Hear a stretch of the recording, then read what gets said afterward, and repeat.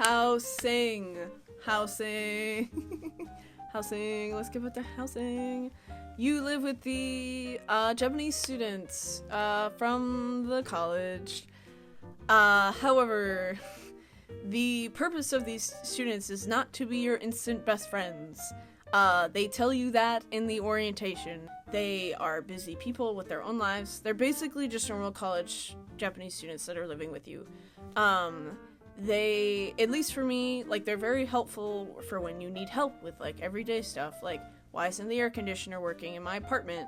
Or, like, where's the best ramen restaurant? Really great for that. Harder to hang out with them.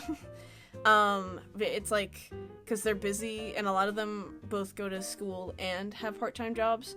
Although it's interesting, because in Japan, like, college is kind of different. It's a lot easier. I don't know if that's the right word, but there's less homework. So, like, I don't think I ever saw any of them doing homework. I don't know if that depends on the person, but, like, very rarely were they stuck up with school. They just had so much hangout plans and, like, part-time job stuff with their own friends and their own lives that it was, like, hard to hang out with them for, like, more than, like, 30 minutes, or if you just saw them around the house, which is fine. I wouldn't say that I got, like, super close to any of them, but some of them I really liked, and, like, I really enjoyed talking to while I was there. That was my experience. I don't know. But other people got, like, you know, even not as close to them, and some people, one of my friends is dating one of them, so anything is possible. It just depends on how much time you have and how much you want to, like, pursue those relationships, how much you like them. Personally, I didn't, like, super, like, jive, like, 100% with, like, any of them. And also, I do not really like partying or drinking or going to the club. So, and you're probably thinking, why is that relevant? Well, there was, like, a good group of people, I would say, that bonded over those things with the Japanese students. They're college students, you know, they're college students. But since I'm not really interested in doing those things, I really only like doing those things with, like, really close friends, like, every once in a while. It's just not really my idea of, like, a really great time. But they would do that, and, like, that's how, like, some of the CET students bonded with them. And since I wasn't interested, I would say that also contributed to me maybe not getting as close. Anyway. Hi, cutie! Hi! Hi, Erica! Hi. Oh, wiggle! Oh! Oh my god. Hi! Hi! Hi! Hi! Hi! So, we're back. Housing. Yes. So there are a few options for the housing. I believe the only thing that they really tell you on the application is that there's group housing and single housing available. They don't, like, there's no, like, pictures of the buildings or anything, which is fine. Some people don't care about that. I, however, housing is very important to me. I'm a sensitive little delicate flower, so I was like, I need to know what spaces are available and, like, what they look like. So personally, I went on Lewis and Clark College has a Japanese community Discord, which has people from, like, who graduated, who've done the Osaka program, basically alumni that I could talk to about it. And they literally, like, sent photos of their apartments, and I was like, oh, like, thank God. Like, now I know, like, what I want and what I want to do. That's why I'm here. Hello! I will be your CET Osaka alumni who will give you the tea on all the housing, and my takes. But personally, so I wanted a single housing, and what they have for that is what I will explain now. I'm just gonna go through all the buildings that are available, and sometimes this varies by semester, so I will talk about that as well. So I'm gonna start from the closest housing to the furthest away housing. So the campus has housing that is really directly close to it. The Matsushita apartments are they are also the newest facilities, I would say. Like, they look really, really new, really nice, clean. They have a kotatsu, and it is group living though, so I was uninterested. But yeah, so Matsushita's really close. It's literally like a 2-minute walk to the campus. And you can stay there, but I believe it's only female identifying people. I think, and it's also owned by a separate landlord or like owner than the rest of the housing spaces. The other housing that's in the area of the campus, usually when I talked with my friends about this, we refer to the areas by the station, and the closest station to the campus is Shojaku, and it's like a 5-ish minute walk from Shojaku to the campus. So in Shojaku, which is like both the campus and the Matsushita area, there's also a building called Arabesque, which I thought was only for dudes. I don't think it is. It's not. But it was like only dudes when I was there the first term, and I don't know why that is. It had like a very like frat vibe. I think they had to share a laundry machine, so maybe that's why it didn't count as like true single living. I'm pretty sure they did. They had to share a laundry machine. So if that really bothers you, you know, there you are. And oh yeah, and Arabesque is actually not, it's not close, like super, super close like Matsushita is. It's about, I would say 15 minutes walking. So it's like, there isn't a train to take you for part of those minutes. It's just you walking to the campus. I have to talk, I was about to move on, but I'm gonna also talk about eating options and stuff, about other things about Shojaku, because I feel weird not mentioning it. Because I think that is important when you're looking at housing, is like what's available to you. There are a lot of restaurants in Shojaku. There are a lot of options, I feel like. There is Horai, that became kind of like a famous place amongst the students our term. Actually, I didn't go there that much, but they're like famous for like their pork cutlet and their omelet rice, and they have like huge portions, which for Japan is like something of note. In America, we just have everything large all the time. It's kind of annoying, but they're known for that. I really like their stuff. The people there are really nice, and like they don't care that you're a foreigner or anything. I very rarely experience people caring that as a foreigner, by the way, just in general in Japan. But anyway, caring in a negative way, I should say. There's also tondonde. Tondonde was my favorite. Their katsudon is like, I like almost cried while I was eating it for the last time because it was so good. I don't know if I'm gonna talk that deeply about it, but they're also really nice about it. But tondonde does allow smoking, and a lot of the times you don't see. I didn't see women there. I didn't see other girls there, and I didn't notice at first because I actually don't really care. But like, there's one time I was sitting in there. There's like 2 like college student guys. A lot of the college students go there. The male college students go to tondonde. I don't know why. And they smoke. And I was sitting there and I was like, wow, I'm the only woman. Am I supposed to be here? But they didn't care. It was just like a thing. There's also a ramen place that I never got into, and that was always dudes as well. And there was always like a huge line. That's there as well. But also, Shojaku is Kishibe Station. So, I'm just gonna talk about trains for a little bit. I love trains. I like trains. Shojaku Station, which is the station that I came from to get to school, is part of the Hankyu line, and that is a privately owned, like train line. Kishibe Station is part of the JR group, and if you know anything about Japan, you probably heard of JR. They like own like Shinkansen. They're like huge, spread across Japan, very big company. And Kishibe Station, which is in the same area as Shojaku Station. They're like very close. They're about like, I don't know, 8 minutes apart, 10 minutes apart by walking. That is part of the JR line, and that can get you different places than the Shojaku Station can take you. So that's cool to have both options if you live in Shojaku. And also in Kishibe Station, they have like a mini mall. So there's like cafes and like Seria and stuff. So that's Shojaku. The second closest living is in Aikawa. Aikawa is my favorite because I lived in Aikawa. And Aikawa is a train stop away from Shojaku. So it's about, I want to say like 15 minutes like away.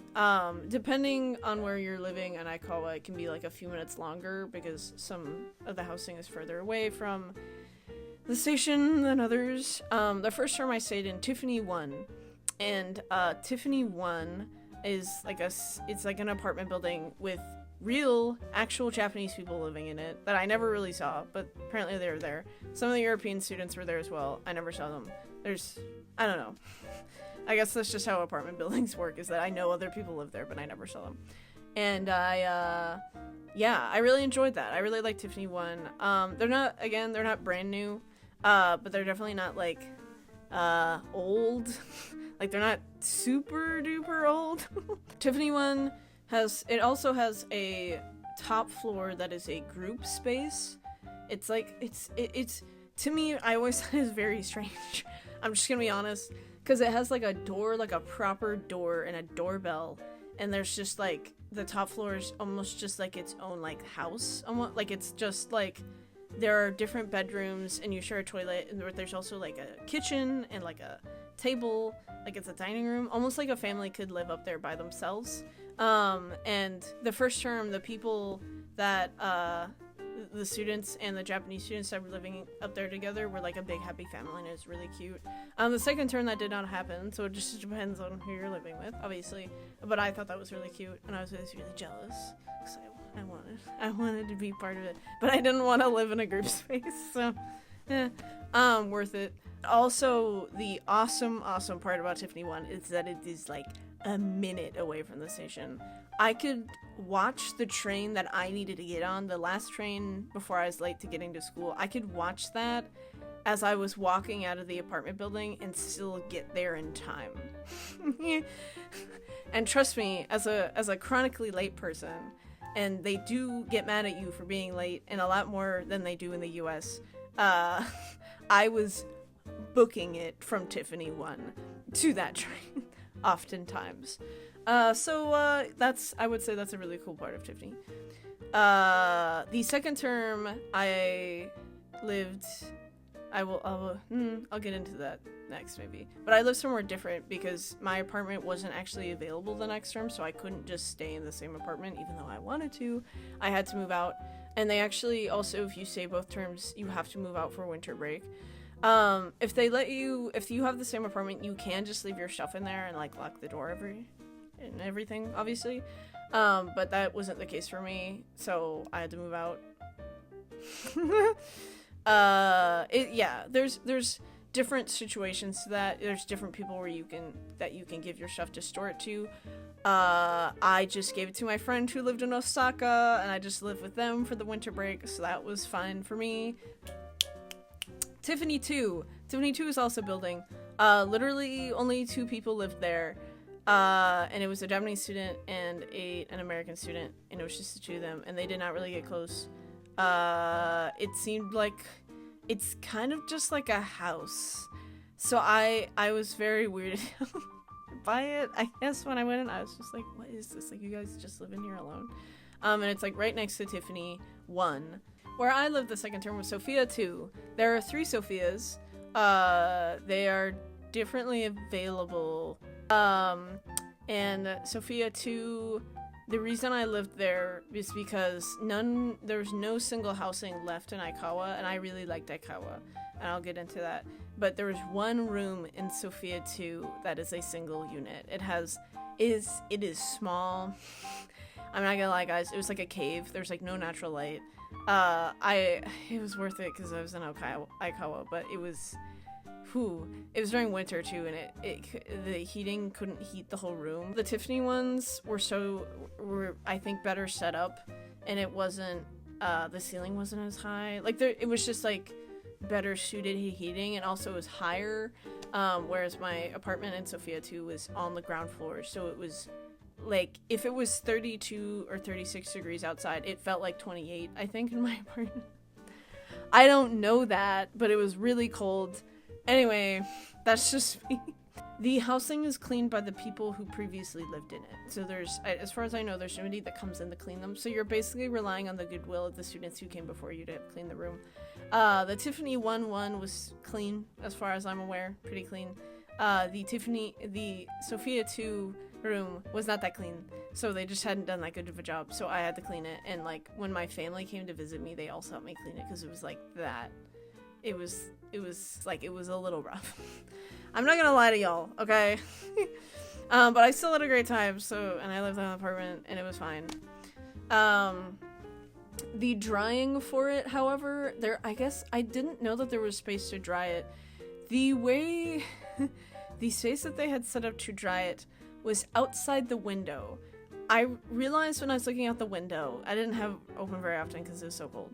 It wasn't like, there wasn't really a ton of like sunny, lovely days, so I was like, yeah, let's open the window. But there was a bar outside the window that you put the drying on, and I did not realize that bar was there, and that was how I was supposed to be drying my laundry until 2 weeks before the program ended. So that's just kind of a little tip for you if you stay in this exact room in Sophia too, which the chances are really low on. But just know, I would say that a regret of mine is not asking about the inside tea of how I'm supposed to do laundry, because I would just lay my stuff like out on the cover shelves and on the table and stuff. Anyway, so that's Sophia 2. I didn't really see the rest of the rooms. The rest of the rooms looked fine. They're all of very, very different sizes. So like some of the rooms in Sophia 2 were like pretty small, and some of them were like huge. The stairs in it also are very steep. That's just a normal thing, is that stairs are a lot steeper in Japan. It was really easy to move in, it being on the first floor though, because I don't think any of the buildings have elevators, and Tiffany 1 didn't have an elevator, so I had to drag all my stuff up the stairs. I did drop my suitcase, and I did break some pots that were like at the end of the stairs. And the landlord was fine with it, so I was like, oh god, I'm so sorry. But I feel like it's kind of inevitable because this is a really heavy suitcase that I like couldn't get, and like nobody, I don't know, I didn't want to ask anybody for help, or there's like nobody available, or like I just needed to get it down at that moment. Anyway, mistakes have been made. So yeah, so that's Sophia 2. I don't really know much about the other Sophias, and they're farther away. They're not close, super uber close. 8 minutes away from the station. 5 or like less if you're booking it, like I often was. There's also a crosswalk before you get to the station, which I often would be standing at, like, I'm going to miss the train. Oh my god. Memories. Those are just some fun memories I thought I'd share. Past Sophia, even further away from the station, was Vivian. And Vivian... Let me tell you about Vivian. Vivian was the party house both my terms. That is just accurate. So when I mentioned that, like, that's like how some people grew close, was like going to parties and like drinking beer, you know, fun times, good things. That's where that would happen a lot of the time, because there was a huge communal space and a kitchen in Vivian. And I think just because a lot of people lived in Aikawa already, I mean, I just mentioned like 5 buildings, so a lot of people lived in Aikawa already, so that's why a lot of people would gather there and have parties and like birthday parties, or the going away party. The first term was there, like going away. It's like very informal, like not everybody was there, it's not official, but yeah. And every time I went there I was like, I could not do this. It depended on the term, but the cleanliness of it, because there was always parties there, was a little not up to my standards. There were bags of trash in the hallway often, but there are different kinds of trash you can throw away different days. So like, you have your burnables, and you have your non-burnables, and you have your cans and bottles. And so if you missed the day, or like if you had a lot of stuff, maybe you used a lot of cans and bottles at the party, you wouldn't necessarily be able to throw it out the day of, so you just have to keep it in the hallway. It's just inevitable. If it's I can't guarantee that Vivian is going to be the same mythical party house that it was both terms, but I feel like it just lends itself to that because it's a big communal space and a lot of people live in Aikawa, and the Japanese students that are living and doing the program carry over from term to term, and like some of them do it for like years, So if Vivian is the party house to them, they're probably gonna still treat it that way, and have parties there. So it's not completely like the people there that like the vibe isn't gonna completely change if the Japanese students who live there are the same as they were like for like 2 years, you know. So that's Vivian. The other space in Aikawa that was there only my first term, Space Green Aikawa. There's 2 Space Green spaces and they're separate. I don't really know much about Space Green because I didn't live there, but Space Green Aikawa, at least to me, looked like the facilities were really new. It was group living, so like shared bathroom, kitchen, laundry. But they had a communal space that was really nice, and there were European students living there when I was there, and that was kind of weird because like sometimes they walk in without their shirt on, and it was like, Americans and Europeans are very different, is what I learned as well. That was an interesting part of the program as well. But you know, people are different everywhere. I really liked Aikawa because they give you money to go between Aikawa and Shojaku. I liked that because technically this makes sense to me. I don't know if this is necessarily mathematically sound. I'm not good at math. I'm a humanities major. But they give you a stipend to travel between Aikawa and Shojaku, and it's like a 3-month pass between those 2 stations. So technically, if I was going from Shojaku to like other part of Osaka, and you would have to go from Shojaku to Aikawa to Kamishinjo, and I'll get to Kamishinjo, and like the stations past it. Technically, that saves money. Like technically, I think. So I just liked having that. I guess I like being able to go between the 2 for free, at any time. So like for example, like if you were living in Shojaku and wanted to go to one of the Vivian parties, like you would have to like pay just your own money to get to Aikawa, but since I lived in Aikawa, obviously I didn't have to do that. But that's just like this is me kind of red stringing it. This is just how I felt about it. But I just like the vibes of Aikawa because it's very quiet, it's very residential. There's like some restaurants, but because they were the only, kind of like not a ton, they became like my favorites. Bee Honey. There's a Indian restaurant in Aikawa that I really like that has this like banger naan. So good. But they truly do have curry like to go with your naan that is not at all spicy. Or like if it is, it's just kind of warm. It just kind of has a kick to it that I didn't mind. It was amazing. In general, Japan doesn't really have like super spicy food unless you like they have spicy food options, but like a lot of the times like people complained about the lack of spice in Japan, and I was like, I'm doing great. I don't know what you guys are talking about. But anyway, so they have various options if you want to go mild, like basically no spice, to like very spicy, which is really cool. And I really like them, and the people there are like super nice. Actually, I think the people there are from Nepal. A lot of like Indian restaurants in Japan are actually ran by like people from Nepal. I don't know if you needed to know that, but there it is. And they played the same song over and over again in that restaurant. So there would be times at like 8 p.m. I'd be eating a naan alone because I just wanted a naan at 8 p.m. or something. And I'd be like, this song is that song is burned into my unconscious. Like it was a banger of a song, but also like I would just be sitting there just like have like existentially like astral projecting kind of, you know, just like listening to this like song that I don't know, I can't understand the words to, just like vibes. Anyway, so there's that. There's a lot of convenience stores in Aikawa. At least for me while I was living in Aikawa, and this is part of why I really liked Aikawa, when I wanted to get out, I could like go walk to the grocery store it's across the river. So there's a river near Aikawa. Lovely. There's a river, really pretty. You go across the bridge. There's a couple of them.